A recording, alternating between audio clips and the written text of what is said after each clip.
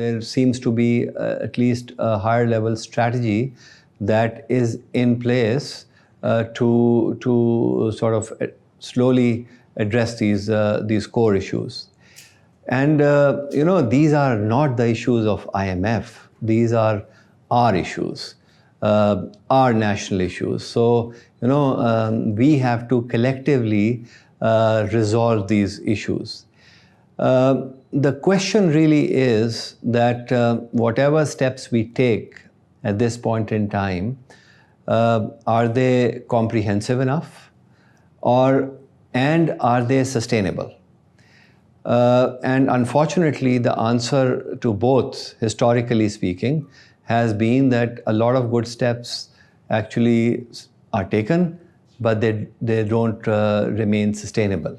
Okay? So let's address some of the issues, fundamental issues.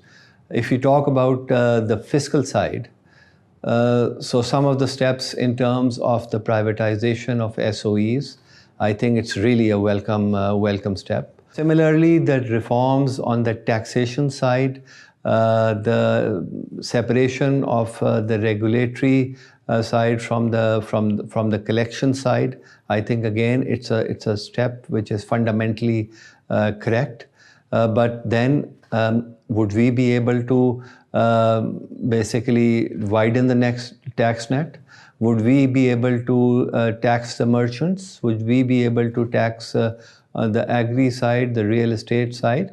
So that is a question that requires some real thinking and a medium-term strategy.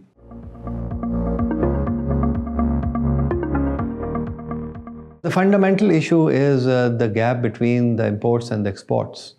What do we do? There are no quick fixes for that, okay, clearly. We have to formulate a strategy. And like we used to have a 5-year, 10-year strategy in terms of an economic plan, and where all the stakeholders actually agree. And we embark upon a plan which involves an industrial plan, which has a trade plan, which has a fiscal plan, and all these plans are actually interlinked. So a corporate plan for Pakistan is really what we need. And the sustainability of that plan is what we need. So 5 to 10 years of a painful exercise, I must say, because we have to address the core issues, the fundamental issues in terms of increasing our exports and industrializing the country.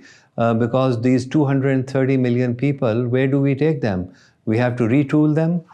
We have to deploy them in terms of their useful contribution, their productivity as a group to the economy.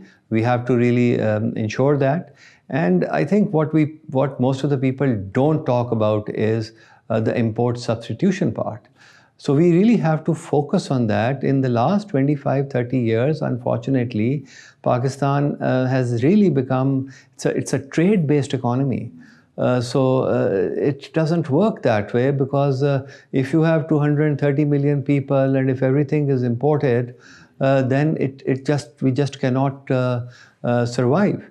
This exercise of transformation, this exercise of fundamental reforms, that has to continue.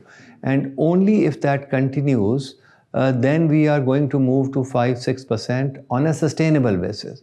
So that boom and bust cycle needs to end.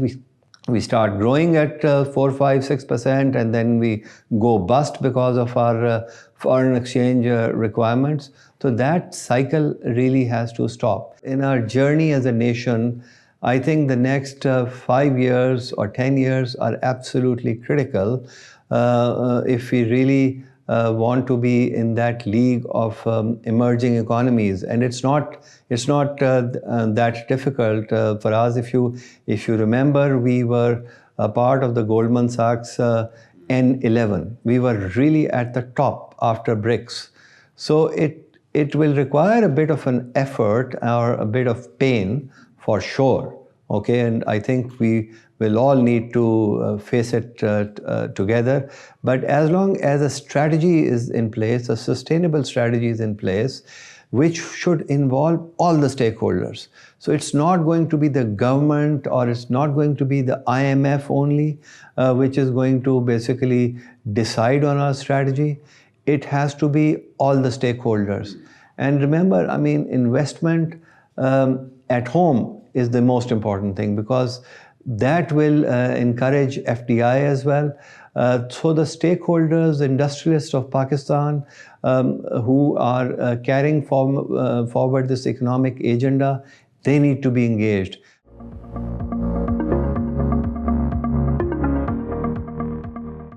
We went through a unique journey, okay?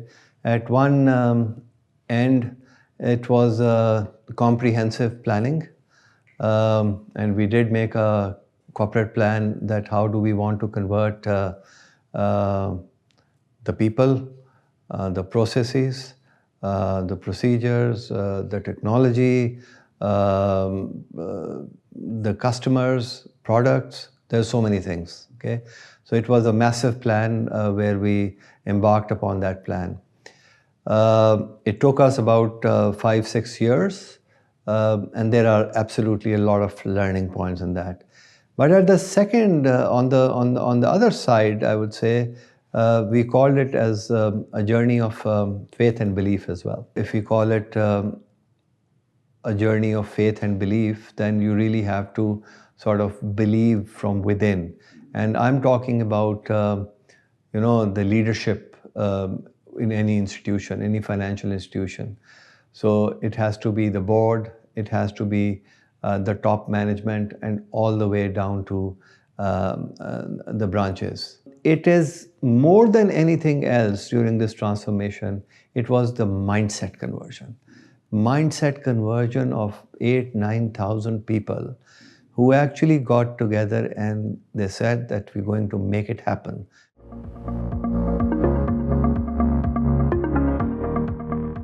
If you transform, if you convert your branches, and if people are not trained, if they don't know what they're talking about, if they don't actually believe in what they are talking about, that will have a counterproductive impact in terms of the customers and the public at large. Now, it's not an easy journey for anybody. I think there are some clear impediments. First of all, one of the impediments is that the awareness in terms of the differences between the conventional bank and Islamic bank, and ensuring the public at large that almost all the facilities, the banking facilities, are available under Islamic banking, and in some ways they are actually better than the conventional banks, okay? And it's the right thing to do for the personal financial management system of any individual. The demand is there, and the tilt of the customers is absolutely there, because we converted almost 1.5 million customers, and we did not get any resistance, any issue in terms of customers objecting to the conversion, or customers facing any operational issue or anything. So you have to plan for it. You have to do it the right way. That's very, very important. Technological challenges are another thing that are there in terms of this transformation. Imagine a large bank, which is a conventional bank, has a core banking system which caters to the conventional bank requirements. Then you have to either modify that core banking system or have another alternate core banking system. So 2 parallel banks running for a while, okay? So this requires serious planning in terms of the conversion. Another core issue, really an impediment, I would say, are the human resources. And there is this dialogue going on with the central bank I mean, if you really want to transform the economy and if you really want to uh, sort of make people aware, then academia has to be involved into that. And then at the university level or at the college level, you need to have some courses on banking in general and then on Islamic banking, that what are the fundamental differences and how does it work?